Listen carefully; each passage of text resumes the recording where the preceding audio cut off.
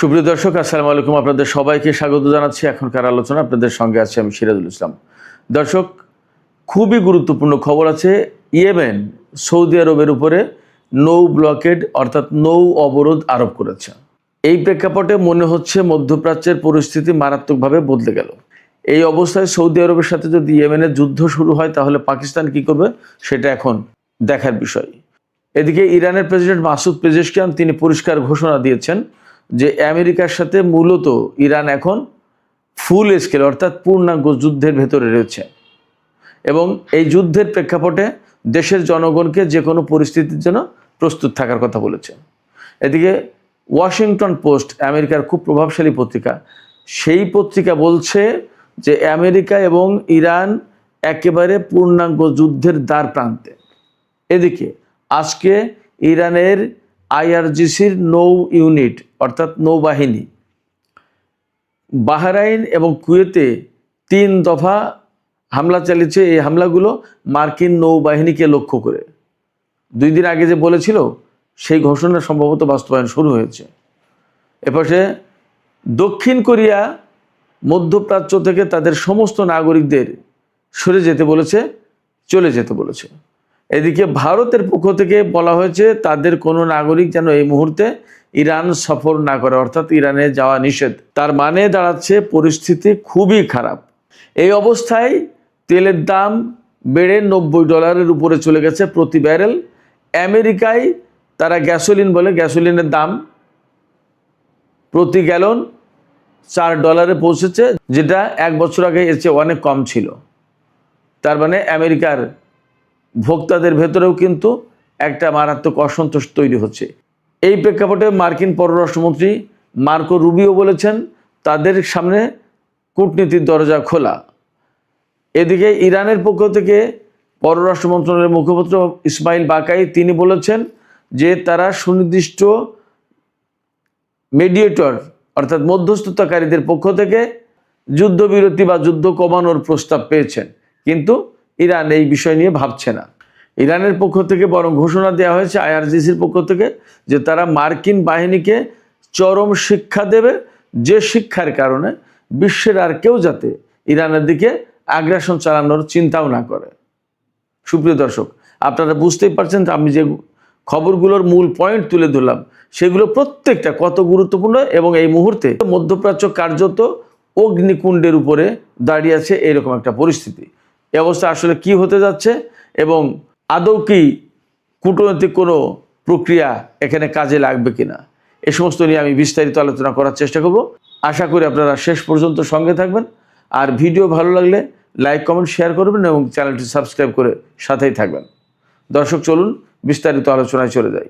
প্রথমেই যে খবর আমি আপনাদেরকে জানিয়েছি সেটার একটু ইলাবোরেট করি। সৌদি আরবের উপরে ইয়েমেন একেবারে পরিষ্কারভাবে নৌ অবরোধ আরোপ করেছে, অর্থাৎ সৌদি আরব এখন আর ইয়েমেনের উপকূলীয় ভাগ বা ইয়েমেনের নিয়ন্ত্রণে যে সমস্ত জলসীমা আছে সেগুলো আর পার হতে পারবে না। সেটা কি? বাব আল মানদেব প্রণালী। এখানে আমাদের অনেকের প্রশ্ন আসতে পারে যে সৌদি আরব বাব আল মানদেব প্রণালী ব্যবহার করে কিনা। সৌদি আরব হরমুজ প্রণালী ব্যবহার করে যে সমস্ত তেল ইউরোপ আমেরিকার দিকে পাঠায় বা উত্তর আফ্রিকার দিকে পাঠায়, সেই সমস্ত তেল এডেন উপসাগর হয়ে বাব আল মানদেব প্রণালী হয়ে লোহিত সাগর দিয়ে, সুয়েজ খাল দিয়ে, ভূমধ্যসাগর দিয়ে যায়। আর এই হরমুজ প্রণালীর ক্রাইসিসের কারণে তেলের একটা বিরাট অংশ প্রায় প্রতিদিন লোহিত সাগরের যে ইয়ানবু বন্দর, এই বন্দর দিয়ে প্রায় 50 থেকে 60 লাখ ব্যারেল তেল পরিশোধিত অপরিশোধিত মিলে রপ্তানি করে। এই তেলের একটা অংশ ইউরোপের দিকে, উত্তর আফ্রিকার দিকে যায়, আর একটা অংশ এশিয়ার দিকে আসে। ভারত, চীন বা জাপান, কোরিয়া, হয়তো আরও কেউ কেউ নেয়। তো সেক্ষেত্রে এই হরমুজ প্রণালী ব্যবহার করে তেল পাঠালেও অথবা ইয়ানবু বন্দর ব্যবহার করে তেল পাঠালেও বাব আল মানদেব প্রণালী ব্যবহারের কিন্তু প্রশ্ন আসে। অর্থাৎ বাব আল মানদেব প্রণালী দিয়ে প্রতিদিন সৌদি আরব যে পরিমাণে তেল এখন পরিবহন করে বা রপ্তানি করে তার মূল্য প্রায় প্রতিদিন 52,000 কোটি টাকা। ফলে সৌদি আরবের উপর যখন ইয়েমেনের হুতিরা নৌ ব্লকেড আরোপ করছে, নৌ অবরোধ আরোপ করছে, তখন কিন্তু সৌদি আরব মারাত্মক রকমের সংকটে পড়ে যাবে। ওপাশে হরমুজ প্রণালী দিয়ে সংকট, এপাশে বাব আল মানদেব প্রণালী দিয়ে সংকট। অতএব সৌদি আরব কিন্তু বড় রকমের সংকটে পড়ে গেল। এখন প্রশ্ন আসতে পারে, ইয়েমেনের হুতিরা কেন সৌদি আরবের উপরেই এই নৌ অবরোধ আরোপ করলো? আপনারা সবাই জানেন, কিছুদিন আগে ইরানের সর্বোচ্চ নেতা, শহীদ সর্বোচ্চ নেতা আলী খামেনি জানাজা এবং দাফন অনুষ্ঠানে ইয়েমেনের কিছু লোক গিয়েছিল। তাদেরকে ইরানের বিমান ইয়েমেন থেকে ইরানে নিয়ে গিয়েছিল এবং ইরান থেকে ইয়েমেনে ফেরত দিয়েছিল। আপনারা সবাই হয়তো জানেন, আমি বলেছি, তারপরে আজকে জাস্ট উল্লেখ করছি প্রেক্ষাপটটা কি।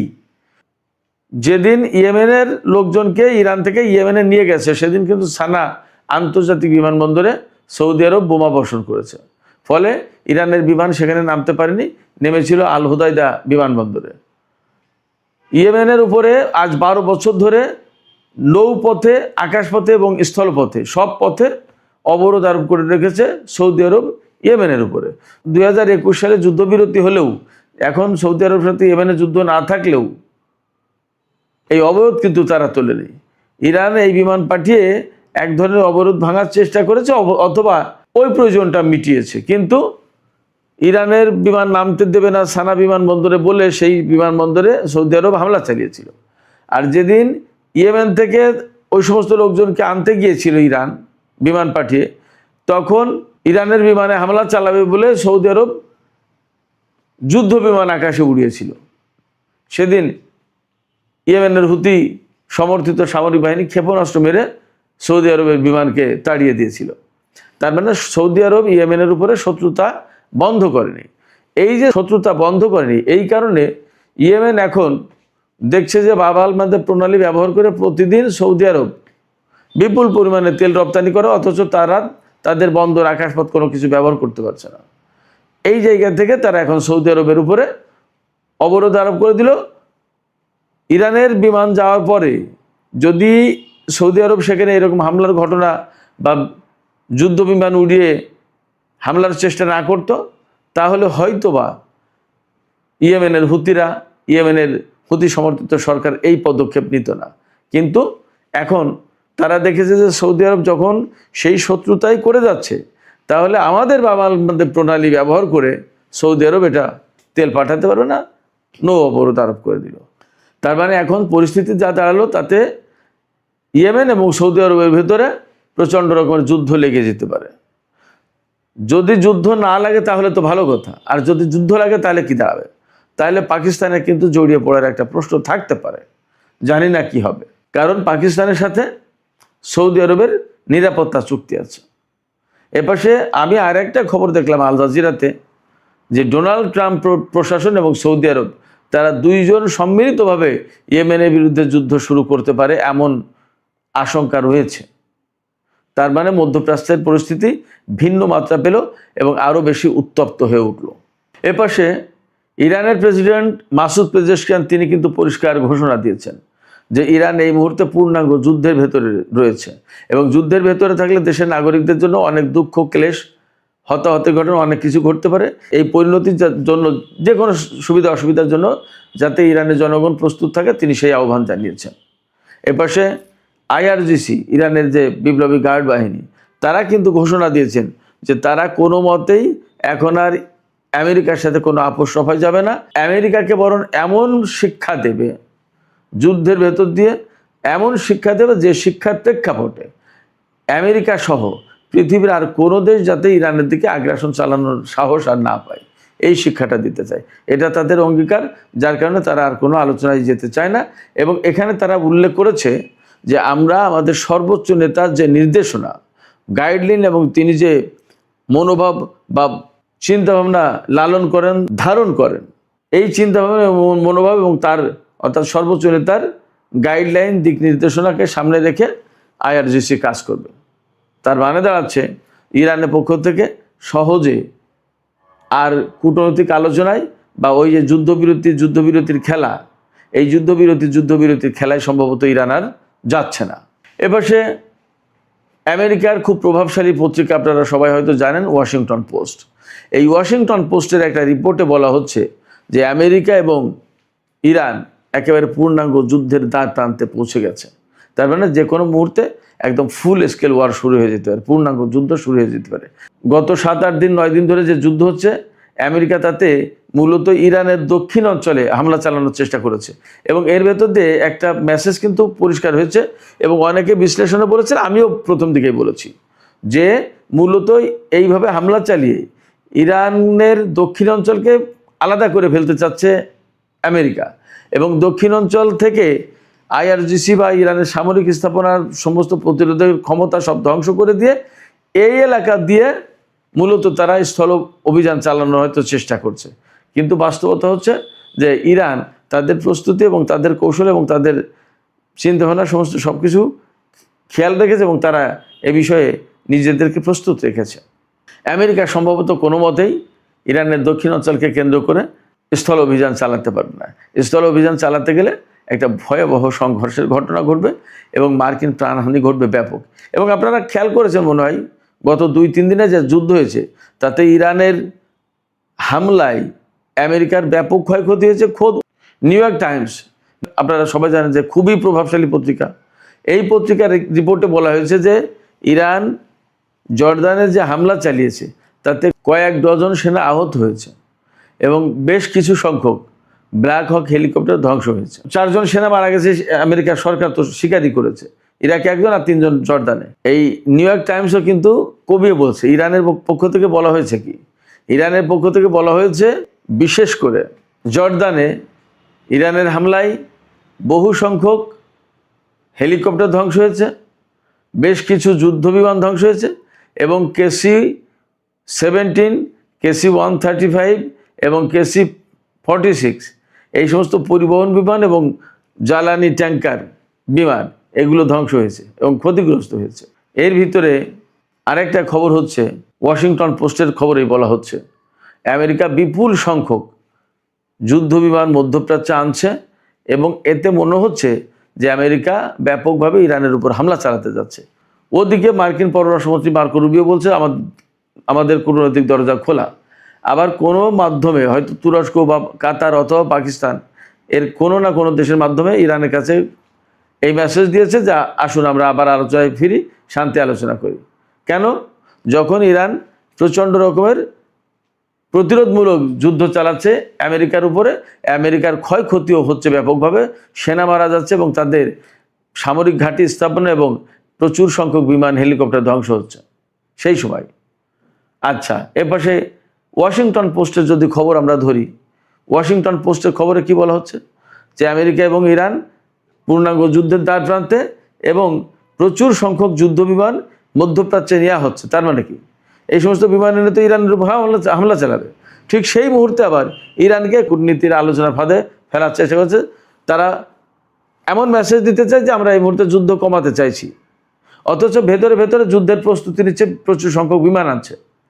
এই হয়েছে আমেরিকার পরিস্থিতি এবং ইরানও সম্ভবত এর প্রত্যেকটা ব্যাপারে সতর্ক আছে, যার কারণে তারা এই মুহূর্তে আমেরিকার সাথে কোনো শান্তি আলোচনায় যাবে বলে মনে হচ্ছে না। এপাশে আমি ইয়েমেনের যে ব্লকেড সৌদি আরবের উপর, এই ব্যাপারে আমি আর একটা বিকল্প আলোচনা করি। সেটা হচ্ছে এই যে এই মুহূর্তে আমেরিকা ইরানের বিরুদ্ধে চরমতম লড়াই যাচ্ছে বলে মনে হচ্ছে, আমার কাছেও মনে হচ্ছে। যদি তাই হয় তাহলে কি দাঁড়াচ্ছে?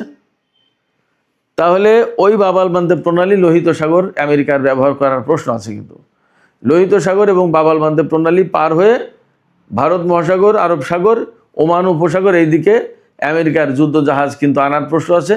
তাদের রসদ, তাদের সেনা, গোলা বারুদ, ক্ষেপণাস্ত্র অনেক কিছু আনার প্রশ্ন আছে।